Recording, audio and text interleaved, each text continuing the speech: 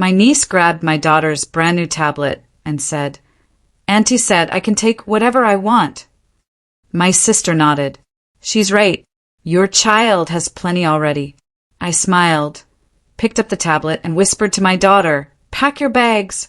You know, you never truly understand how quickly things can shatter until you're standing there, watching your own sister tell you your daughter has too much, while her kid walks off with a brand new birthday present. That moment, when my niece Maya clutched my daughter Emma's tablet and declared, "Auntie says I can have whatever I want." That was it. That was the last straw. The very same night, I called a real estate agent. And 2 weeks later, the lake house my family had used for free for 8 years was sold. You might not believe it, but when the new owners showed up, the police had to be called to remove my own sister from my property. And guess who was on duty? Me. Yeah. My name is Simon Reeves. I'm 39, and I've spent the last 12 years as a police officer in a quiet town upstate New York. Most people see the uniform and think they've got me figured out. They don't know the story behind that badge. What they don't know is that before I ever wore this uniform, I inherited something truly special. A beautiful 3-bedroom lake house on Lake George, complete with a private dock and mountain views, worth about $340,000. It was from my grandparents, and it was a slice of heaven. For 8 long years, I let my older sister, Jessica, and her family use that place. Free. Every single weekend. They'd treat it like their own personal vacation spot. They'd invite relatives, throw parties, the works. I never asked for a dime in rent, not a single utility bill paid. Why? Because I just wanted my family to enjoy something that my grandparents had loved so much. I never, not in my wildest dreams, imagined that generosity would warp my sister into someone who felt entitled to my daughter's birthday presents. But to really get this, we need to rewind a bit. Back to how Jessica and I grew up. She's 3 years older than me, and let me tell you, she was always the golden child. Not in some overtly cruel way, just subtle. Mom and Dad's faces would literally light up when she walked into a room. Her achievements? Celebrated, praised, put on a pedestal. Mine? Expected. Her problems were tragedies, catastrophes. Mine were always just character-building opportunities. When Jessica got pregnant with Maya at 19, our parents went into full rescue mode. They rallied around her, got her an apartment, helped with childcare, even paid for her to finish community college.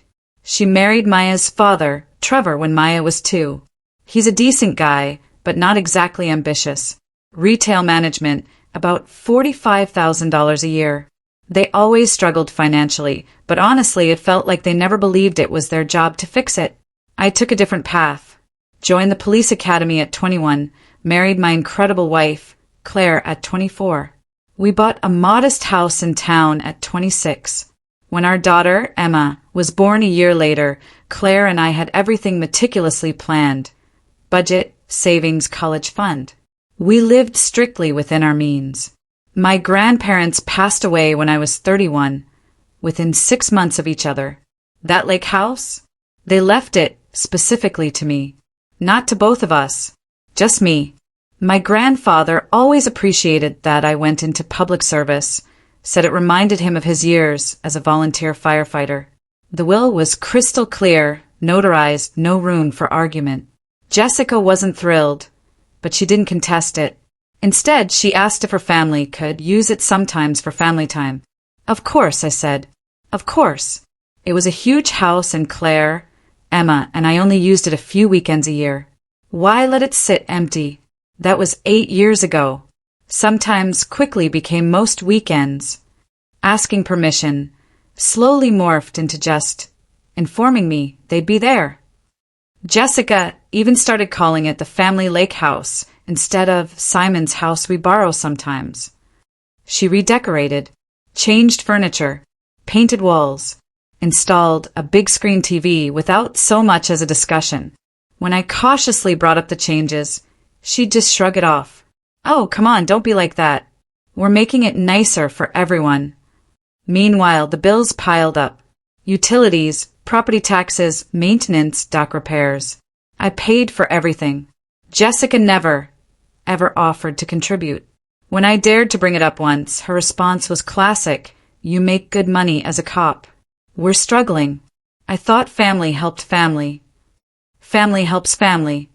It's such a beautiful sentiment, isn't it? Until it's weaponized. Claire, my wife, she saw through it long before I did. She's using you, Simon, she'd say after Jessica's 4th consecutive weekend at the lake house. She's treating your property like it's hers, and you're letting her. She's family, I'd argue. The house would just sit empty otherwise. It's your house, Simon, Claire insisted, her voice firm. You inherited it. You pay for it. You should be able to use it whenever you want without checking if your sister is there first. She was right, of course, but I didn't want to see it. I didn't want to be the guy who pulled the rug out from under his own sister. I wanted to avoid family drama. So I let it continue. And with every passing year, Jessica grew more entitled, more convinced that the lake house was hers by right of use, if not by actual ownership. Then came Emma's 8th birthday party. Claire and I had saved for months to get Emma the tablet she desperately wanted. Not the most expensive model, we're not rich, but a really nice one. A couple $100, educational apps preloaded, parental control set, and a purple case she'd picked out herself. We threw the party at our house. 20 kids from Emma's class, pizza, cake, backyard games. Jessica's family came, Maya, Trevor, and Jessica. I was actually happy to see them. Despite everything with the lake house, I still loved my sister. I wanted Emma's birthday to be perfect. Maya saw Emma open the tablet, and her face had changed. Not happy for her cousin, but calculating, wanting. After cake, after the other kids had left, Maya walked right up to Emma and just took it out of her hands. Auntie says I can have whatever I want, she announced, already clutching it like it was hers. Emma, my sweet, well-behaved Emma, just stood there, frozen, her eyes wide, looking at me, confused. Daddy. I looked at Jessica, just waiting for her to step in, to correct her daughter, to teach her about boundaries and respecting other people's property. Instead, Jessica just crossed her arms. She's right. Your kid has too much anyway. Maya never gets nice things like this. You make good money. We struggle. It's only fair. It's Emma's birthday present, Jessica. And Maya never gets presents like this? You could buy Emma another one. We can't afford this for Maya. That's not my problem, Jessica. My voice was rising, my jaw clenching. Family helps family, Simon. There it was again. That phrase. That weapon. Claire, always the quiet strength, finally stood up. Her voice was low but steel-edged. Give Emma her tablet back. Now. Jessica's face hardened. She was done playing nice. You two are so selfish. You have everything. Nice house, good jobs. Only one kid, so you can spoil her rotten. Maya deserves nice things too. Then buy them for her, I said, my voice dangerously quiet. But you are not taking my daughter's birthday present. I walked over to Maya, who was already swiping through Emma's new tablet, completely oblivious. Gently, I took it from her hands. She immediately erupted. A loud, theatrical wail, the kind designed to get attention. Jessica rushed over, practically spitting fire. Look what you did. You made her cry. I took back something that wasn't hers, I said, my voice steady. You're so out of line, Simon. You've always been like this. You have to have everything your way. You can't share. Something inside me snapped. Not loud, not explosive. More like a quiet click, like a lock sliding perfectly into place. I looked at Emma, who was still silently watching, tears welling in her eyes. Emma, I said, my cop voice, the one that meant business but was calm, go upstairs and pack a bag. We're going to Grandma and Grandpa's for the weekend. But, Daddy, my friends, now sweetheart. Emma knew that voice. She turned and went upstairs. I turned back to Jessica. My face, I'm sure, was completely devoid of emotion. You need to leave my house. Oh, we're leaving, don't you worry, she sneered, grabbing Maya's hand. Come on, Maya. Let's go to the lake house, where we're actually appreciated. About that, I said, pausing just long enough for it to sink in. You have 30 days to remove all your belongings from the lake house. Jessica froze. Her mouth hung open. What? The lake house is mine, Jessica. I've let you use it for free for 8 years. That's over. You have 30 days to get your stuff out. You can't kick us out. That's the family house. It's my house. I own it. Check the deed if you don't believe me. Mom and Dad will never forgive you for this. Then I guess I'll deal with that. Trevor, who'd been silent this whole time, finally put a hand on Jessica's arm, a pleading look in his eyes. Let's just go, Jess. No. Her voice was getting shriller, bordering on hysterical. This is ridiculous. Over a stupid tablet. You're going to destroy the family over this. I'm not destroying anything, I said, my voice flat. You did that. You did that when you taught your daughter she's entitled to other people's things. When you decided my generosity was your right. When you forgot that boundaries exist. I held her gaze. 30 days, Jessica. After that, you're trespassing. They left. Maya was still wailing dramatically. Jessica was screaming every name she could think of at me. Trevor looked utterly defeated, embarrassed, but said nothing. After they were gone, Claire came and just wrapped her arms around me. You okay? She whispered. No, I admitted, a wave of exhaustion washing over me. But I did the right thing. You did, she agreed, squeezing my hand. Emma came downstairs, her small bag clutched in her hand, her eyes still a little red. Are we really going to Grandma's? I smiled, a real smile this time. Actually, sweetie, we're going to the lake house. Just us. Our family. Like we should have been doing all along. That weekend at the lake house was perfect. Absolutely perfect. Emma swam in the lake, her laughter echoing. We grilled burgers on the dock, caught a few fish. No Jessica, no Maya, no drama. Just my family, enjoying property that was actually ours. Monday morning, I called a real estate agent. I need to sell a property, fast. Sarah Kimball had been selling houses in the area for 20 years. She took one look at the lake house and whistled. This will sell in a week. Beautiful property, great location. I can list it at $340,000, probably get multiple offers. List it at $320,000, I told her without hesitation. I want it gone quickly. You sure? You could get more. I'm sure. She listed it Tuesday. By Friday we had 3 offers. I accepted one for $335,000 from a lovely couple from Boston looking for a vacation property. Cash sale, close in 2 weeks. I didn't tell Jessica. I figured she'd find out soon enough. Day 15 came and went. Jessica's stuff was still at the lake house. I drove by on day 20. Her car was there. They were using it like nothing had changed. Day 30 arrived. Closing day. The new owners, Mike and Laura Chun, met me at the lawyer's office. Papers signed, money transferred. The house was officially theirs. I handed them the keys, but not without a warning. There might be one small problem, I said, feeling a knot tighten in my stomach. Mike frowned. What's that? My sister's family has been using the house. They were supposed to be out by today. I'm not sure if they left. Are they still there? Laura asked, her eyes wide. Do we need to get the police involved? I pulled out my badge. I am the police. If they're still there when you arrive, call the non-emergency number. Officers will respond and remove them for trespassing.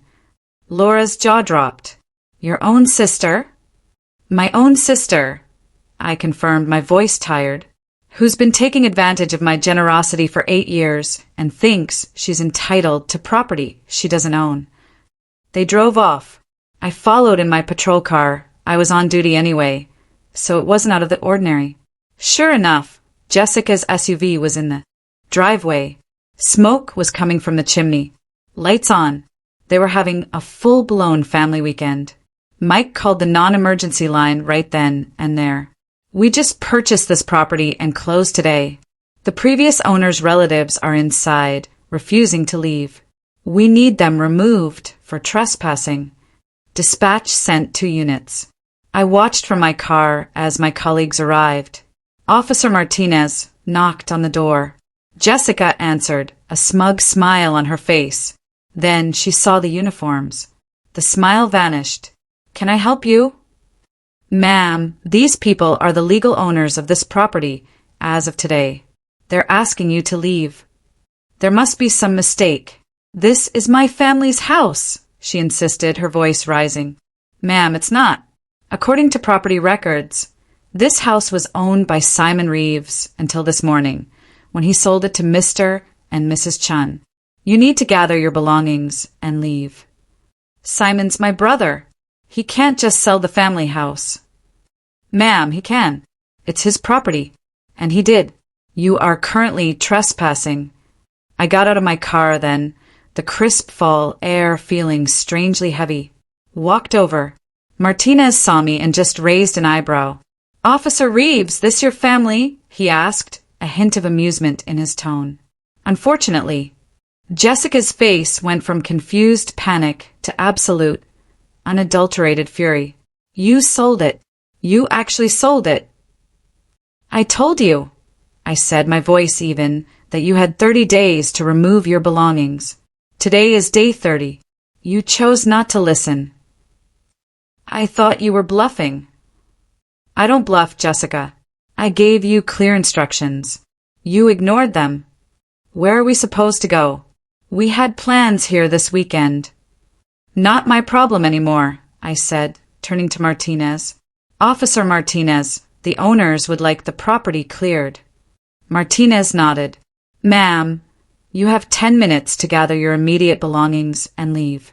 Anything you can't carry, you can come back for tomorrow with 24 hours notice to the owners. This is insane. Mom and Dad will hear about this. I'm sure they will.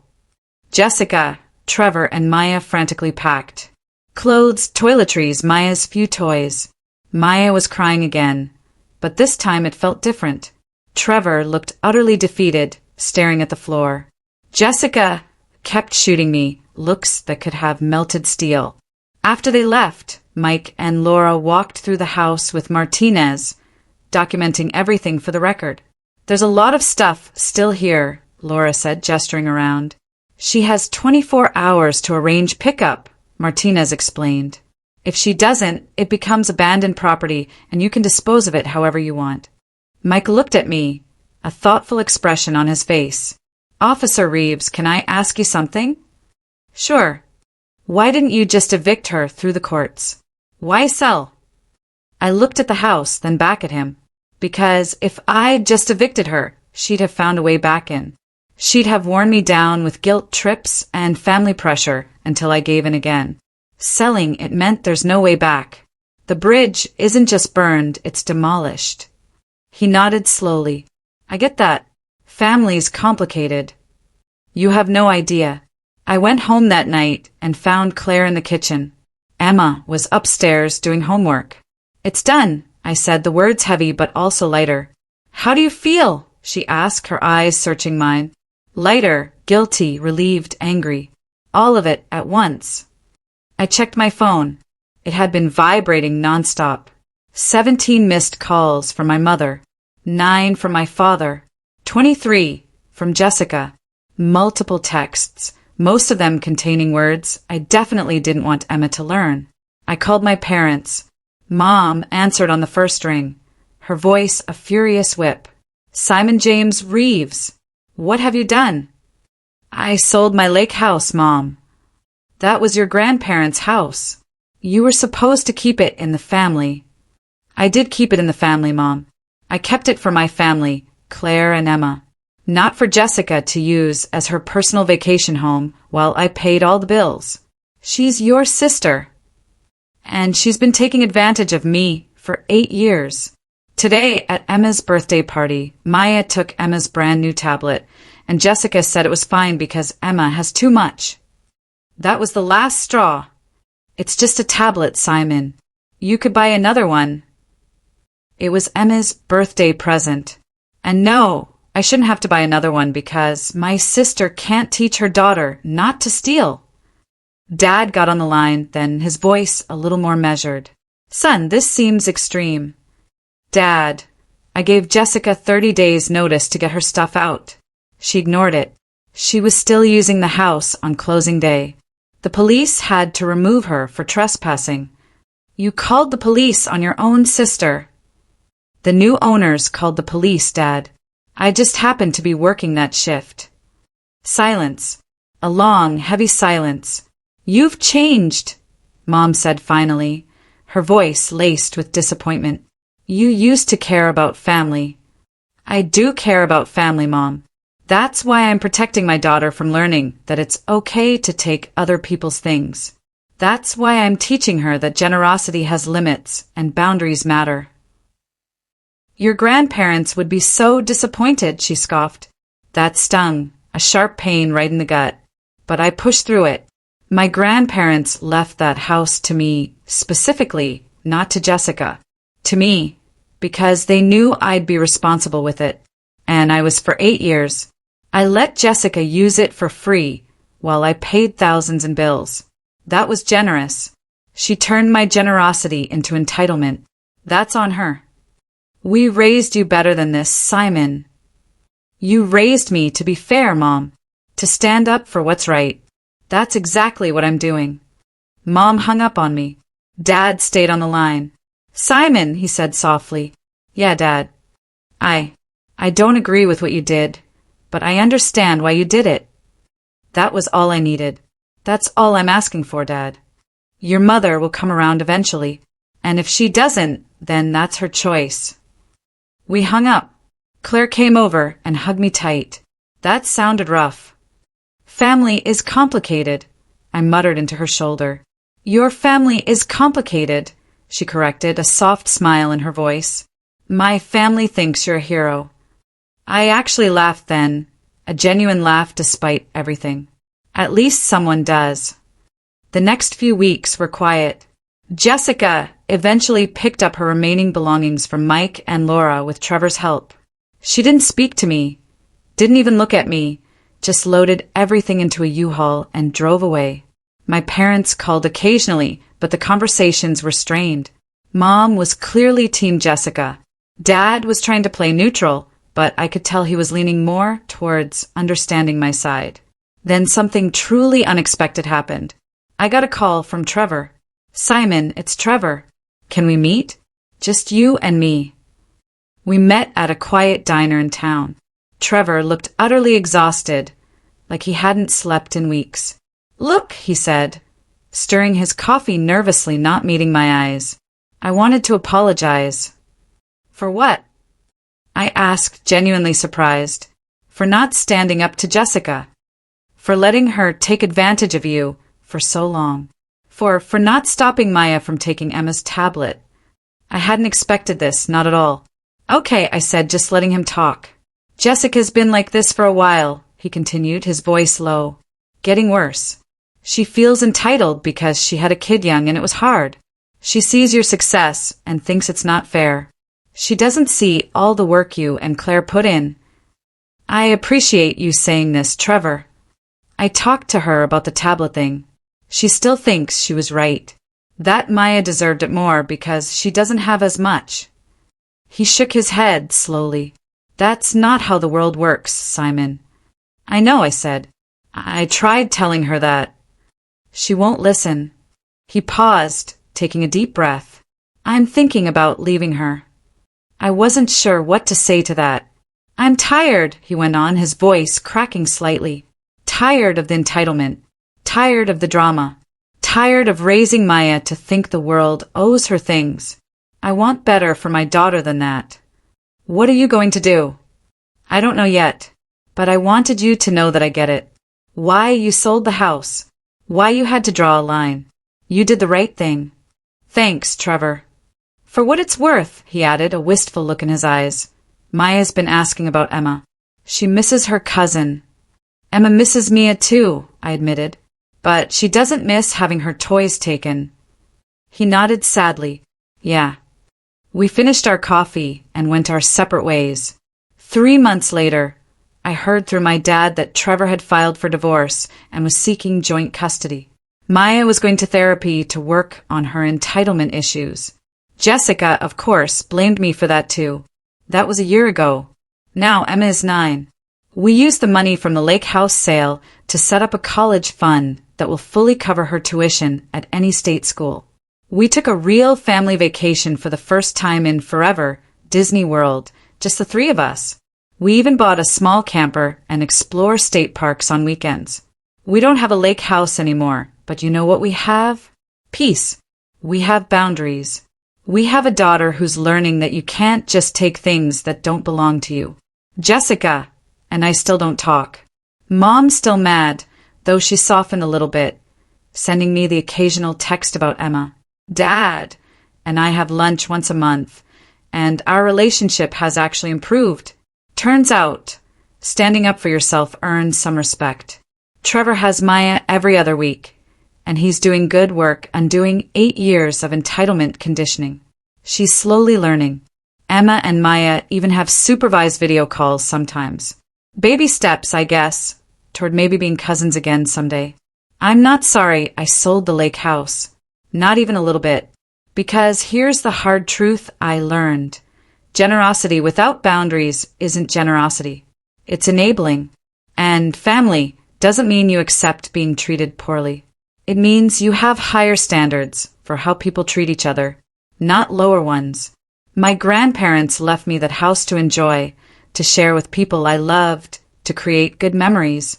For 8 years I did share it, but somewhere along the way, sharing became surrendering. Generosity became obligation. And my sister forgot that just because someone is generous with you doesn't mean they owe you everything forever. The lake house is gone, but my daughter?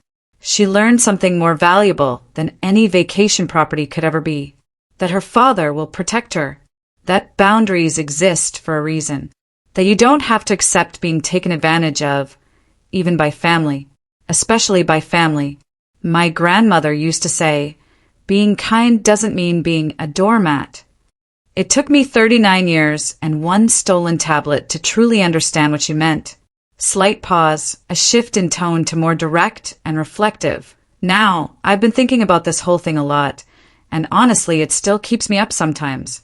On the surface, this story looks like it's about a tablet and a lake house. But really, it's about that moment someone realizes they've been slowly boiled like a frog. Jessica didn't suddenly become entitled. She got there gradually, 1 free weekend at a time, 1 unpaid utility bill at a time, 1 boundary I didn't enforce at a time. By the time Maya grabbed that tablet, Jessica genuinely believed she had the right to redistribute my wealth to her family. It's not evil. It's just what happens when generosity has no limits. My response was nuclear, right? And I think that's what makes this so debatable. I didn't just take back the tablet. I didn't just kick Jessica out of the lake house. I sold it entirely. I demolished the bridge. I salted the earth. Was that proportional? I don't know. But I understand why I did it. I knew that anything less than total severance would leave a door open for Jessica to guilt trip her way back in. And I was probably right. The sad part truly is the collateral damage. Maya lost her uncle because her mom taught her entitlement. Emma lost her cousin. I lost my relationship with my sister and probably permanently damaged things with my mom. Trevor lost his marriage. Though, based on our conversation, maybe he needed that push. That lake house, meant to bring family together, ended up being the very thing that tore us apart. But here's what gets me and what I truly believe. I wasn't wrong that it was the right move. Sometimes, the most loving thing you can do is let someone experience the consequences of their actions. Jessica needed to learn that taking advantage of people has costs. Maya needed to learn that you can't just take things.